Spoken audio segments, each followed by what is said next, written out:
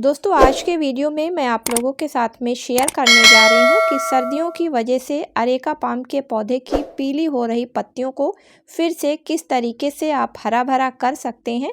इसके लिए आपको अपने अरेका पाम के पौधे में जनवरी के महीने में किन कामों को करना है, साथ ही साथ किन ऐसी फर्टिलाइजर्स का इस्तेमाल करना है जिसका इस्तेमाल करने से आपके अरेका पाम की पीली हो रही पत्तियाँ फिर से हरी भरी होने लगेंगी। नमस्कार दोस्तों, आप सभी का अपने ही चैनल पर एक बार फिर से स्वागत है। तो चलिए वीडियो को स्टार्ट करते हैं। तो दोस्तों सबसे पहले जान लेते हैं कि अरेका पाम के पौधे की सर्दियों में पत्तियां पीली क्यों पड़ जाती हैं। तो इसके पीछे कई वजह होती हैं।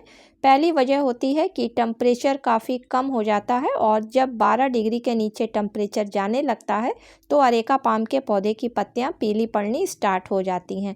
इसके अलावा सर्दियों के मौसम में अरेका पाम का पौधा एक परमानेंट पौधा होने की वजह से डोरमेंसी पीरियड में रहता है। इस बीच ये भोजन बहुत कम मात्रा में बनाता है और पत्तियों तक भोजन पूरी तरीके से नहीं पहुंच पाता है, जिसकी वजह से पत्तियां पीली पड़ने लगती हैं। इसके अलावा मिट्टी में काफ़ी नमी रहती है और कम लाइट की वजह से भी पौधे की पत्तियां पीली पड़ जाती हैं। साथ ही साथ मेन वजह होती है कि इसको ह्यूमिडिटी काफ़ी पसंद है पत्तियों में हरापन लाने के लिए, लेकिन सर्दियों के मौसम में एयर काफ़ी ड्राई हो जाती है जिसकी वजह से पत्तियां इसकी पीली पड़ने लगती हैं। तो चलिए देखते हैं कि अरेका पाम के पौधे की सर्दियों में पीली हो रही पत्तियों को हरा भरा हम किस तरीके से अपने छोटे छोटे उपायों से और फर्टिलाइजर के द्वारा कर सकते हैं। दोस्तों नर्सरी से अगर आप अरेका पाम के पौधे को घर में ला रहे हैं और उसकी अच्छी ग्रोथ को और उसको हरा भरा रखना चाहते हैं, तो जब भी आप पौधे को लगाएं तो कम से कम आप बड़े गमले यानी कि 12 इंच से छोटे गमले में ना लगाएं। इससे छोटे गमले में लगाने पर पौधा अच्छी तरीके से ग्रोथ नहीं करता है।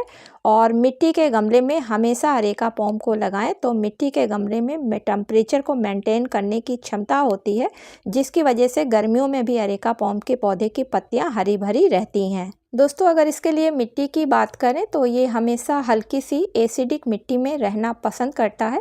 इसलिए जब भी आप इस पौधे को अपने घर में लगाएं और मिट्टी उसके लिए तैयार करें तो उसमें काऊ डंग मैन्योर को ज़रूर मिलाएं। इसी के साथ में आप नींबू के सूखे हुए छिलकों का पाउडर बनाकर या फिर आप खाने वाला जो सेंधा नमक होता है उसकी कुछ मात्रा मिट्टी में मिला दें तो पौधा काफ़ी अच्छी तरीके से ग्रोथ करता है। दोस्तों इस पौधे के लिए अगर जगह की बात करी जाए तो हमेशा इस पौधे को ऐसी जगह पे रखना चाहिए जहाँ पर इसके ऊपर छन के सनलाइट आती है, यानी कि शेड वाले एरिया में रखना चाहिए।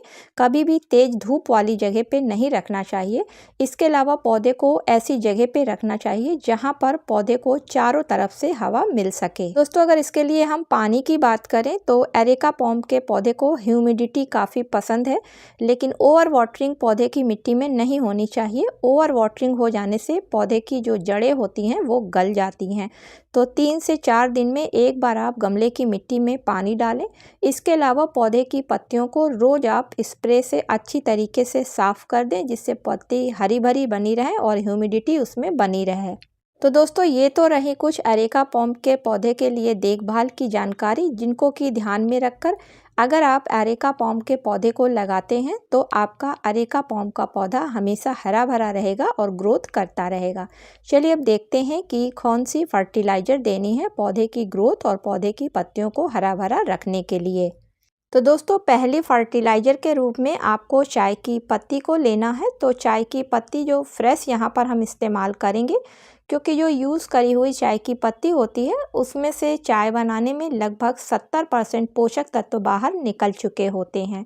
तो अगर आपका पौधा 10 इंच के गमले में या फिर 12 इंच के गमले में लगा हुआ है तो उसके लिए आप 2 से 3 चम्मच चाय वाले अच्छी फ्रेश चाय की पत्ती को ले लें। तो दोस्तों चाय की पत्ती में नाइट्रोजन काफ़ी अधिक मात्रा में पाई जाती है, जिसकी वजह से जब पौधे में इसका इस्तेमाल किया जाता है तो पौधा काफ़ी हरा भरा रहता है। इसी के साथ में ये 100% ऑर्गेनिक फर्टिलाइज़र के रूप में पौधों में इस्तेमाल करी जाती है। इसके अलावा इसमें फास्फोरस, पोटेशियम, कैल्शियम के साथ साथ और भी बहुत से पोषक तत्व पाए जाते हैं जो पौधे को मजबूती देते हैं। दोस्तों दूसरी चीज़ आपको चाहिए कैल्शियम की कमी को दूर करने के लिए कैल्शियम पाउडर, क्योंकि गर्मियों के सीज़न में अक्सर सभी पौधों में कैल्शियम की काफ़ी कमी हो जाती है, जिसकी वजह से पौधों के तने और पौधों की पत्तियों के डंठल काफ़ी कमज़ोर हो जाते हैं और वो फिर पौधे को पानी हर भाग तक नहीं पहुंचा पाते हैं, जिसकी वजह से अक्सर आपने देखा होगा कि गर्मियों के मौसम में पौधे की पत्तियां या पीली हो जाती हैं या फिर कमज़ोर होकर नीचे गिरने लगती हैं। तो आधा चम्मच आप कैल्शियम पाउडर ले लें या फिर 1 चम्मच आप अंडों के छिलकों का पाउडर ले लें। तो यहाँ पर मैं कैल्शियम पाउडर का इस्तेमाल कर रही हूँ, इसलिए आधा चम्मच कैल्शियम पाउडर ले लेती हूँ। दोस्तों, फर्टिलाइज़र को देने से पहले गमले की मिट्टी की अच्छी तरीके से गुड़ाई कर लेते हैं। किसी भी तरीके की कोई खरपतवार हो तो उसको हटा देते हैं। पौधे में किसी भी तरीके की कोई ख़राब पत्तियां हैं तो उनको भी हटा देते हैं। आप दोनों फर्टिलाइज़र को आपस में मिला लेते हैं और गमले की मिट्टी में चारों तरफ किनारे की तरफ मिला देते हैं। अब दोस्तों, आप आधा नींबू का छिलका ले लें और उसको आप 1 लीटर पानी में अच्छी तरीके से भिगोकर 2 से 3 घंटे के लिए छोड़ दें। उसके बाद फिर पानी की जगह पर आप उसको धीरे धीरे करके डाल दें। तो नींबू के पानी में या नींबू में काफ़ी अधिक मात्रा में विटामिन सी के साथ साथ पोटेशियम, कैल्शियम, फाइबर और एंटीऑक्सीडेंट काफ़ी अधिक मात्रा में पाए जाते हैं। इसी के साथ में दोस्तों, ये मिट्टी को हल्का सा एसिडिक भी बना देती है और एरेका पॉम का पौधा एसिडिक मिट्टी में काफ़ी अच्छी तरीके से ग्रोथ करता है और इसकी पत्तियां काफ़ी हरी भरी रहती हैं। इस तरीके से दोस्तों, यदि आप इन फर्टिलाइज़र्स का अभी जनवरी के लास्ट में या शुरू फरवरी में अपने एरेका पाम के पौधे में कर लेते हैं तो फिर आपके एरेका पाम के पौधे की जो पत्तियां पीली हो रही हैं वो पत्तियां हरी होने लगेंगी।